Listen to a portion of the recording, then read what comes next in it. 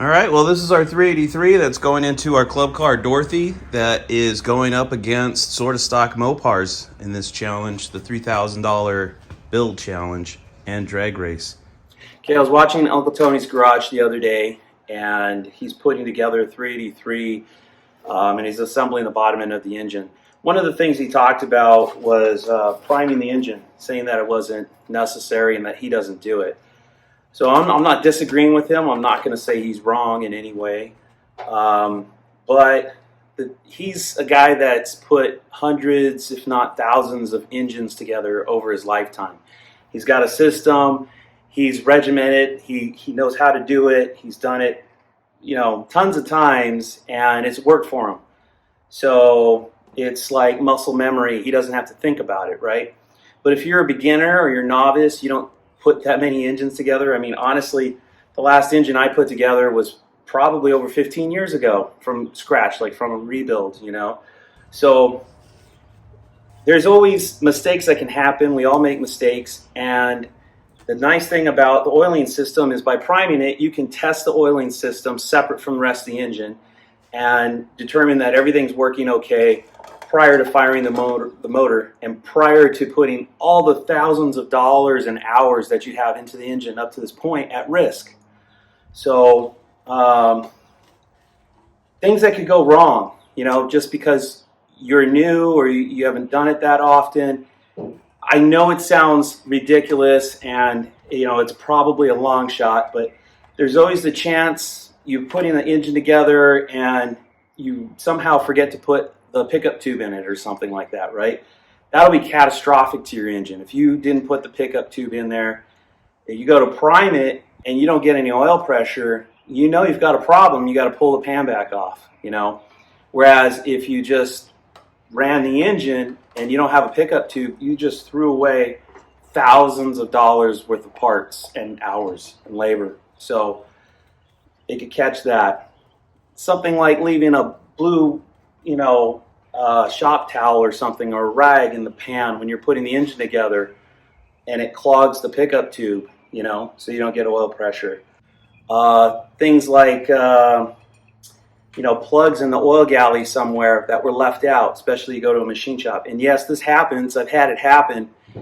I bought a Power Wagon with a small block in it, and there was clues that something was wrong. It didn't have any oil pressure. It had very low oil pressure. Had oil pressure really low, and it's like, man, it just doesn't seem right. And a clue was the people I bought it from had an oil pressure gauge just hanging in the engine compartment, so they knew something was wrong. Long story short, I went to drain the oil. This thing was filled with oil like halfway up the block. I mean, they just kept pouring oil in it, thinking, I don't know, like maybe it wasn't high enough for the pickup to pick up the oil. So this thing it must have had like at least 2 gallons, maybe 3 gallons of oil in the thing, right? And I actually put it on Facebook asking for any recommendations before I started tearing into the engine. And one guy pointed out on the driver's side, on a small block, on the oil galley that goes along the lifters, there's a plug back there. Passenger side, there's a plug at the very back of the block and a plug at the front of the block that gets covered by the timing chain cover. On the driver's side, there's 3. One on the front, one on the very back of the block, and then one in the middle just in front of the distributor. So because the distributor goes through that path, they had to open it up and basically put a plug in front of the distributor to block the oil galley on the driver's side. That was left out, and it's in the back where you can't really see it. So because it was left out, it was just bleeding off oil, bleeding off pressure. So, luckily it was fixed. I didn't run the engine, drive the engine hard or anything like that. So if there's something like that going on in the engine now, doing priming the engine will give us an idea if everything's okay. So stuff like that you could catch, So I recommend it.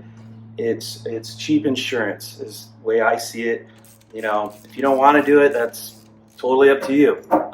So anyways, I've got this rod I bought. It's basically a hex. You see how long it's used for priming engines. There's an intermediate shaft that goes between the distributor and the oil pump drive. So that's already out of the engine. So I'm sliding this down. This is basically what the bottom of that intermediate shaft is shaped like. It's a hex like that. I'm going to put it all the way down in there. If this were a small block, we would be priming in the clockwise direction. Because it's a big block, the distributor runs counterclockwise. So we're going to prime in the counterclockwise position. All right.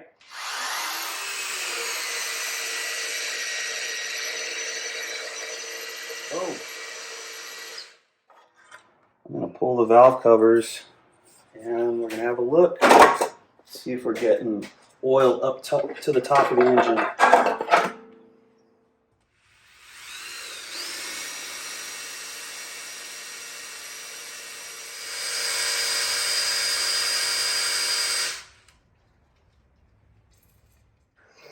All right, I'm not seeing oil coming up into the rocker shafts yet, but that's probably because of just the alignment of the crank, the cam. When the engine is running and turning over, those oil passages are lining up to oil passages in the block, and then that pressure goes through that block and into these other areas. So I'm thinking right now at its current position, it's not aligned where it's going to allow oil to come up here. So I'm going to turn it over a little bit and then spin the drill, turn it over, and do a little back and forth. Woo!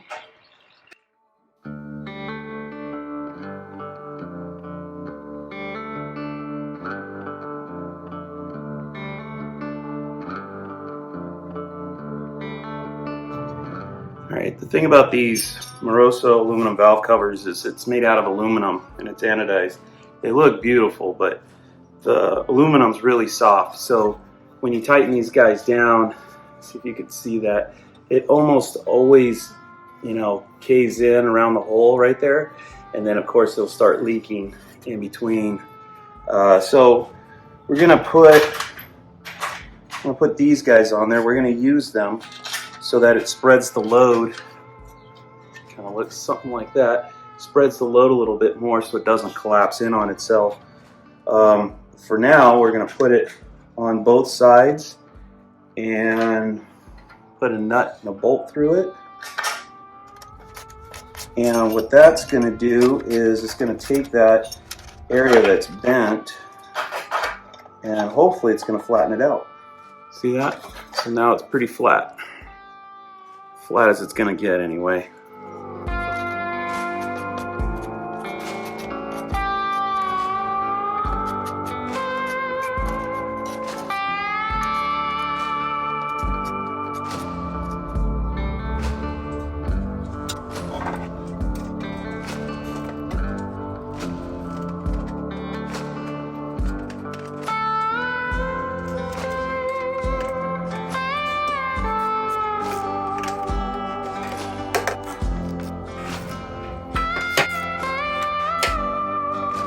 These are things that I've tried and done over the years, and I've had pretty good success with hydraulic cams, so I'm sticking to them. They may be overkill. Some of you guys may not agree with it, but I do it, and I haven't lost the cam yet, so I'm going to keep doing it. So running break-in oil, I run the EOS, AC Delco, General Motors cam lube. I always prime my engines and, assembly lube throughout the whole motor. Or wherever there's an open spot, but especially all over the cam, especially on the lifters. But so far so good, and we'll see if this thing runs or if we've already lost the competition. It's possible none of this junk, works, or one of these things don't work and we're dead in the water and the competition is over. So we'll see what happens.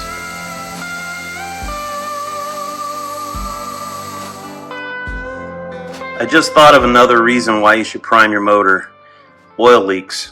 You can fix oil leaks before you actually start the engine and start the cam break-in process. This sucks. So the valve cover gasket on this side didn't do jack, didn't seal at all on the bottom. Oil, I just primed the engine and Oil's just pumping out of it. This is the valve cover that leaked all over the place. See how thin that is? Basically this center part just pushed up when I tighten this down, and there's basically no seal. This was, it said hot rod parts on the box. They're brand new. Yeah, don't buy these. If you see hot rod parts, I think I got them on eBay or something like that. Don't buy them, they're freaking junk. This is a Moroso valve cover gasket. You can reuse these, also made out of rubber. I don't know, this is a little torn. But you can see how much wider it is. I ordered another set, but it may not get here quick enough. So I'm going to go ahead and try to put this on and hope for the best. See what happens. Alright, it's not leaking. By the way, I lost about a freaking quart. Yeah, this stuff is not cheap either.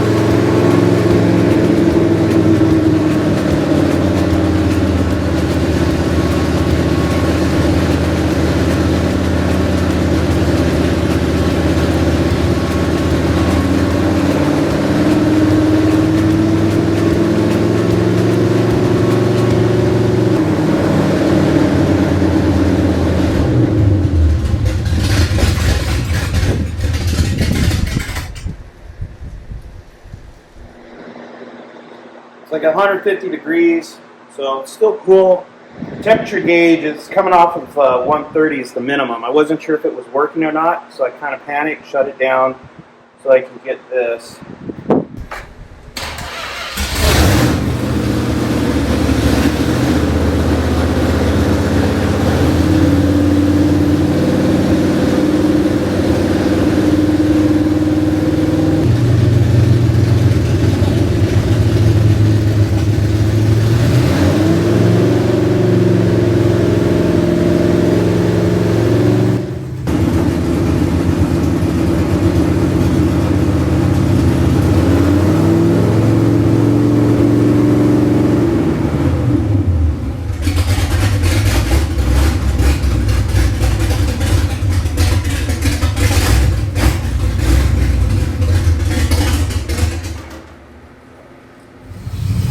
I have no no idea where sort of stock Mopars is, you know.